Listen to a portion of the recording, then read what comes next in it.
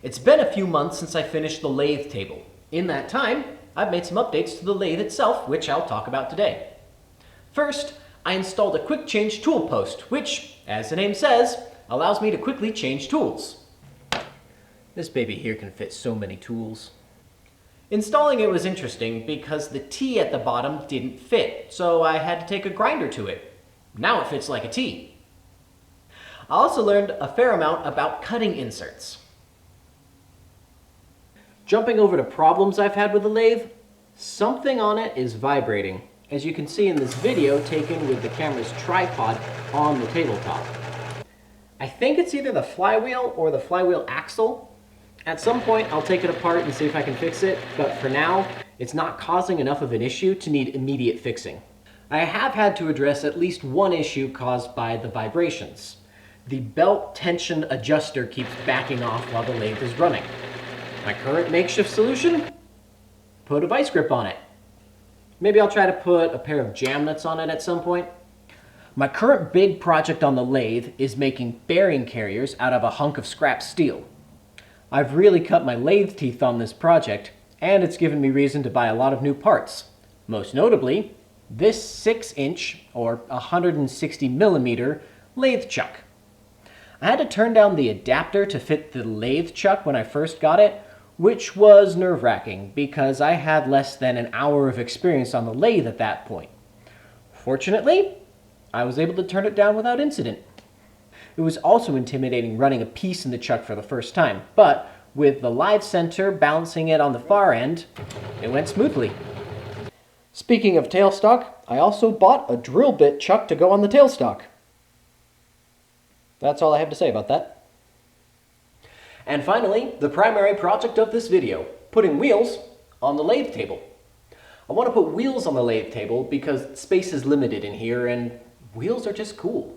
So to begin, I plasma cut a 3 by 3/8 inch steel beam into 4 pieces to serve as bases for the wheels. This was the first time I'd used a plasma cutter on thick metal, and holy crud, but the power is intoxicating. It also generates a shit ton of heat. Next, I drilled 4 5/16 inch holes in the plates and then counterbored those holes with a 1/2 inch bit. We interrupt this broadcast for an important update. This is the Craftsman CD700. It's shit. Why do I say that? Well, let's look at the chuck in the front here. That's a whole lot of play. And when you're trying to drill a small hole with a small drill bit, well, that drill bit dances around. And how do I know that it's, the actual model and not just this individual drill? Here is a second one. And you can guess it. It has the exact same issue.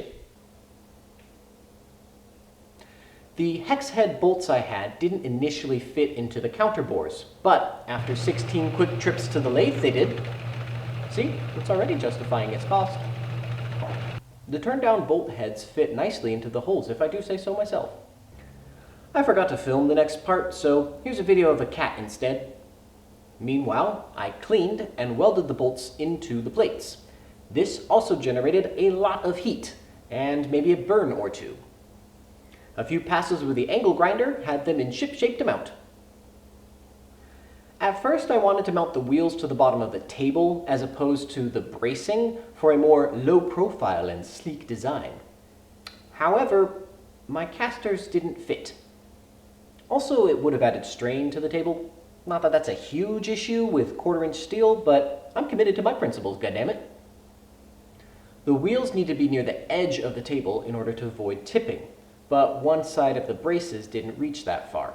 Fortunately, I have a welder and more 2-inch box tubing. With the additional brace in place, welding on the plates could commence. And it went off without a hitch, even despite the unusual angles that Past Kyle will try to tell you about. Get a load of this chestnut. I've got overhang of my big solid block of metal, and I've got just a little bit of exposed edge of that tube.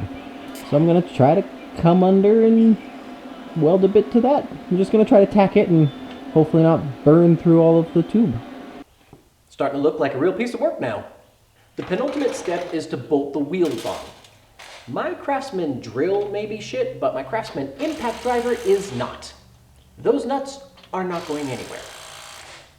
Except for that one. Yep, it broke the bolt right off. I'm guessing the reason it failed is due to a combination of heat fatigue and the bolt not being perfectly perpendicular with the plate. Oh well. 3 will hold that wheel just fine, especially after using that impact driver. I was a little worried that my Lowe's casters would feel cheap, but the first test proved that delightfully wrong. With a little help from a friend, hi friend, we mounted the lathe back on the table. I bought locking casters with the idea that I could lock all 4 wheels and have the table stay still. Unfortunately, there's enough play in the bearings to allow for some considerable wiggling. That said, when I run the lathe, it doesn't seem to wiggle much at all. I'm guessing it's because the frequencies don't match. Overall, I'm really happy with how this project turned out. It rolls so smooth, and there's something really satisfying about being able to push a couple 100 pounds around with relative ease. It also takes the brakes in the concrete really well. I wonder what else I can put wheels on.